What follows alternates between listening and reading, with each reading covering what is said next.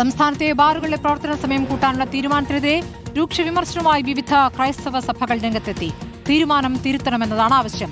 മിന്നൽ വേഗത്തിലുള്ള തീരുമാനം തിരഞ്ഞെടുപ്പ് ഡീലാണെന്ന് സംശയിച്ചാൽ കുറ്റം പറയാനാകില്ല എന്ന് KCBC മദ്യവിരുദ്ധ സമിതി കുറ്റപ്പെടുത്തി.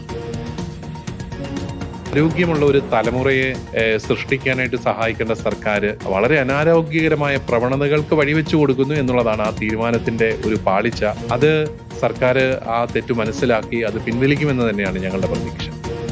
ഈ മദ്യം അർദ്ധരാത്രി വരെ വിതരണം ചെയ്യാൻ നൽകുന്ന അവസരം അത് നമ്മുടെ സമൂഹത്തിൽ വലിയ അസ്വസ്ഥതയും ആശങ്കയും, ഇന്നിപ്പോൾ രാത്രികാലങ്ങൾ പോലും തെരുവ് യുദ്ധത്തിന് വേണ്ടിയുള്ള ഒരു കളമൊരുക്കുകയാണ് സർക്കാർ. ഇതൊക്കെ പരസ്പര ധാരണയോടുകൂടി വളരെ നിഗൂഢമായ ലക്ഷ്യത്തോടു കൂടിയാണ് നടപ്പിലാക്കുന്നത്. സജോ ദേവസ്യ വിവരങ്ങളുമായി. സജോ, ഇപ്പോൾ സഭാ എതിർപ്പുമായി രംഗത്ത് വന്നിരിക്കുന്നു. ശക്തമായ പ്രതികരണമാണിത്. തിരഞ്ഞെടുപ്പ് ഡീൽ എന്ന് വരെ വിമർശിക്കുന്നവരുണ്ട്. എന്താണ് ഇനി സഭ ഈ വിഷയത്തിലെടുക്കുന്ന നിലപാട്?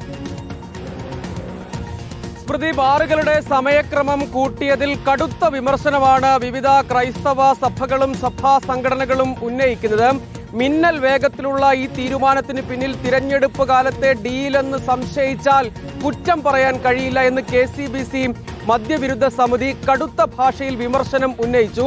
വിനോദസഞ്ചാരികളെ ചാരിയാണ് ഈ തീരുമാനമെടുക്കുന്നത്. അത് തന്നെ ശരിയല്ല എന്ന നിലപാട് മുന്നോട്ട് വയ്ക്കുന്നത്. മാത്രമല്ല, കടുത്ത നാശത്തിലേക്ക് നാടിനെ തള്ളിവിടും. അതുകൊണ്ട് ഈ തീരുമാനം തിരുത്തണം, പിൻവലിക്കണം എന്നാണ് KCBC ആവശ്യപ്പെടുന്നത്. സമാന രൂപത്തിൽ തന്നെ ഓർത്തഡോക്സ് സഭയും ഈ കാര്യത്തിൽ കടുത്ത വിമർശനം ഉന്നയിച്ചു. ഇങ്ങനെ ഒരു നിലപാടല്ല വേണ്ടത്, ഈ നയം തിരുത്തണം, അടിയന്തരമായി പിൻവലിക്കണം. യഥാർത്ഥത്തിൽ തിരഞ്ഞെടുപ്പ് ഘട്ടത്തിൽ കൂടിയാണ് ഇങ്ങനെ ഒരു തീരുമാനം വരുന്നത്. അതിന്റെ വേഗം തന്നെ സംശയിക്കപ്പെടേണ്ടതാണ്.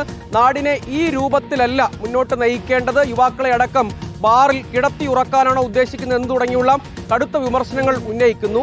ഇതൊരു പക്ഷേ സഭാ സംഘടനകളൊക്കെ കടുത്ത പ്രതിഷേധമടക്കം തുടർച്ചയായി ഉന്നയിക്കും എന്ന മുന്നറിയിപ്പ് കൂടി അവർ നൽകുന്നുണ്ട്.